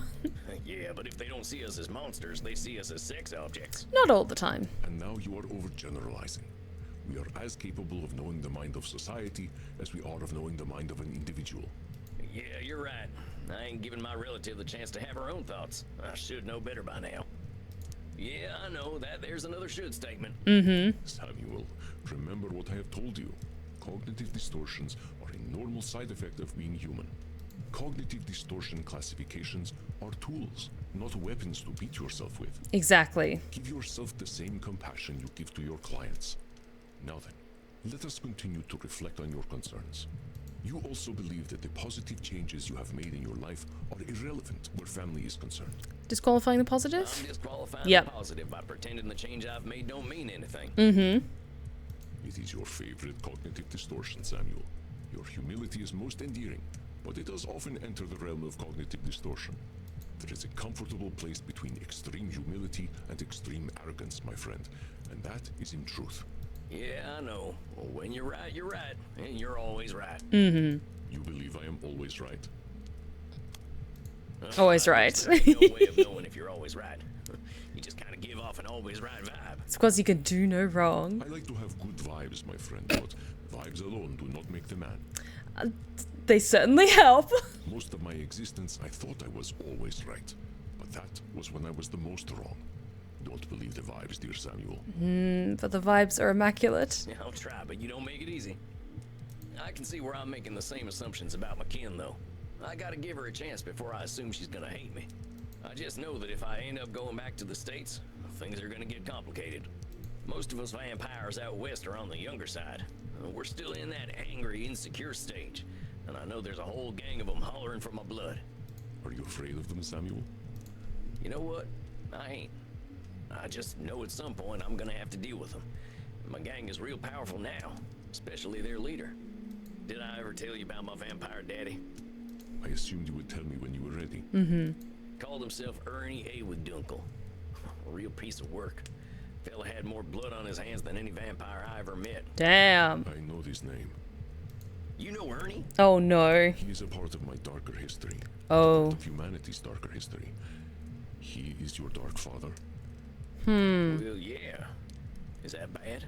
Yeah, how bad is that? He does not determine who you are, Samuel, but the man is still dangerous. His real name is Heinrich Kramer, and he is no mere murderer. He has a deep hatred for all humanity, especially women. I am discouraged to hear he still lives. Okay, that sounds like a vampire that needs a bullet in his brain. Yeah, I'm gonna ask all the questions. What did he do? Well, what this Kramer fella do? He wrote a book in 1487. This fucker! Also known as the Hammer of Witches. Oh, fuck him! Absolutely, he needs to die. If he's the guy who wrote the Malleus Maleficarum, absolutely, he needs to fucking die. It was with this justification that the church was enabled to persecute, torture, and kill women. Its effects linger in society even today. The Pope during Isabella d'Este's time, Alexander VI, named him Inquisitor of Bohemia and Moravia. What he did with his power is better left unspoken. Essentially, he wrote this massive book that was filled with, like, all this vitriol, predominantly focused on women, but it was, like, making the connections between, like, women and, like, witches, and it was all full of, like, oh, if they have these traits, then it's blasphemy, and therefore they're a witch, and such, so on and so forth. And it was a massive... There was always a suspicion of witchcraft and stuff like that, but the publication of the Malleus Maleficarum is what really got the witch trials up in arms, and it was essentially used as like a guidebook on how to spot witches and stuff, which were just people doing healing and anyone that they wanted to target. What is this problem with women? What was this guy's problem with women? They refused to enter sexual congress with him. They did not like him. He practiced poor hygiene, acted entitled, and was extremely insecure. Incel, pretty much. He defended his own repellent nature with great ardor, blaming women for their predictable dislike of him. He committed himself to a life of celibacy as a Dominican friar, cementing both his virginity and his hatred. Piece Wait of a minute, he shit. sounds like one of them incel types that I've read about. Oh, yes, indeed. I am afraid I am unfamiliar with the term. Don't look it up. But he did make his lack of sexual appeal his identity. Motherfucker. Dang, well, now some things are starting to make sense. How do you know him, though? How do you know this Kramer guy, Andy? If you're comfortable saying. Samuel, know that I too have given myself to hatred. Oh. Mortals with a great capacity for evil drew my attention. I amused myself by indulging them. I do not absolve myself of my actions, but it is difficult to speak of them. The Andromachos of that time was a most pitiable vampire. Oh, I'm sorry, Andy. I didn't mean to dig at old wounds. Do not be sorry, my dear Samuel. We must not erase our pasts. Pain can be a somber teacher. I'm done talking about Kramer. I must ask, what became of Heinrich? Well, he runs Sanguinius Health, the health insurance company I told you about the last time. It's vampires from the boardroom all the way down. Motherfucker. Stealing blood, money, and hope from American mortals. That sounds about right. Running health insurance gives them all the money they need for even more dirty deeds. Piece of shit. How terrible. Oh, Heinrich, what depths will you not sink to? Piece of shit. He disappeared from Europe 200 years ago. I had hoped he was gone forever. Should have Do gone you think forever. he can change, Andy? No, probably not. Oh, Samuel. Yes, of course he can. Me, however, he must desire this change within himself. I have a feeling he's going to say no to that, though. Hatred is not something Heinrich Kramer holds. It is his very identity. He will be reluctant to give it up. Are you suggesting that you aim to help him? Do you think I shouldn't? It isn't my choice, my friend. You will do what you are going to do. I guess I don't know what I want to do. But I know Ernie, or Heinrich, and I'm starting to get a handle on this therapy thing. If I can help him, shouldn't I be helping him? Let me reflect for you. You are aware that you have knowledge of Heinrich others do not have, and that you have newfound abilities as a therapist. Therefore, you believe you should help him. Should statement? I guess that's a should statement, huh? Just because I know him and know something about therapy doesn't mean it's my destiny to try to help Heinrich Kramer. Hey, Berserk Boy, how's it going? Welcome back. We're just going for like a little bit longer, and then I'm going to be wrapping things up. This is our last conversation for the evening. Of course, Samuel. Your own life is your own. You make your own decisions. Yeah, you're right. There ain't no should. I'm glad to hear you recognize this, Samuel. Heinrich Kramer is not your should. Well, thanks for talking this through with me, Andy. I think it's been real helpful for sorting out my thoughts. Of course, my dear. You did all the work. I am merely here to help you reflect. You have become quite adept at recognizing your own cognitive distortions. I've gotten better. All there is to decide now is the path you choose from here. What drives you forward, my friend? I want to help people. It's time to apply what I've learned. I've learned a hell of a lot here, Andy. More than I could have ever imagined. But this European world just ain't mine, I reckon. Ancient demons, power-hungry popes, kings, and duchesses. This stuff ain't exactly in my comfort zone. Besides, vampires back home have got their own issues, and now I've got the tools to help them. I had a suspicion you were working up to this decision, though I hoped it would not be so. Oh. I really like it here, Andy, and you've been incredible. But if my heart still beat, it'd be beating for home. Although we might not have a further session with everyone. This might be the last conversation. I don't want to let my clients down, but I think they're homebodies anyway. Maybe I can get them to do sessions over video calls or something. I think you may be the only person who could get Isabella Deste to do a computer video call. This could be the end of the main game. And we Hang can on. Continue my sessions from the internet? Of course, Samuel. Natural. Oh. Well, I guess that's that then. Okay. I ain't gonna run out too quickly though. I gotta arrange for a new cruise back home, and I want to tell my clients in person. Ah, It'll okay. take some time. Fair enough. Be most considerate. Your clients have grown quite fond of you. Okay, we'll have one more session, I think, with all of our clients, and then it's like a final wrap-up. And then we have all these extra nights and the DLC, which was very kindly gifted to me. Samuel, I must say I am proud of you. It has been inspiring to see your command of cognitive distortions. I've done good. I have no doubt that you will make your home a better place. Coming from you, that's real flattering. Like I said when I first came here, I'm just a lonesome cowboy looking for answers. You will always seek those answers, my friend. That is what will ensure you continue to grow. But enough embarrassing Samuel. I believe you should go down and get yourself a drink. Hell yes. That sounds great, Andy. Rest in peace, Samuel. Oh. Okay, we'll have a drink. And then at the start of the next day, then I'll wrap things up. Well, that's it then. I'm going home. Once I let my clients know, I'll head back to the USA. Time to give Crimson the news. Crimson! Crimson, my favorite barkeep. How's the saloon tonight? You look a little different. You sound a little distracted, cowboy. Got something to tell me? You... Are you a vampire now? Am I that obvious? You are. You're pretty adorable, Sam Walls. I like to say approachably rugged. Both are great. Sure, let's go with that. What's the news, cowboy? Well, I've been here for a few months now. I came here to get trained up by Andy, and now that I have been, I think it's time for me to go home. No shit. Well, good for you, Sam. I think you're right. I don't think this place is for you. I mean, I ain't gonna learn German, that's for sure. Moving on just seemed like the right choice. I got some unfinished business back home anyway. Mm-hmm. You don't seem that bothered by my leaving, though. Figured I might earn at least a frown. Well, it just so happens that I've got some news for you. Can you guess what it is? Vampire? All those are wrong, but are you and Andy getting married? You and Andy are getting married, ain't you? Congratulations, Crimson.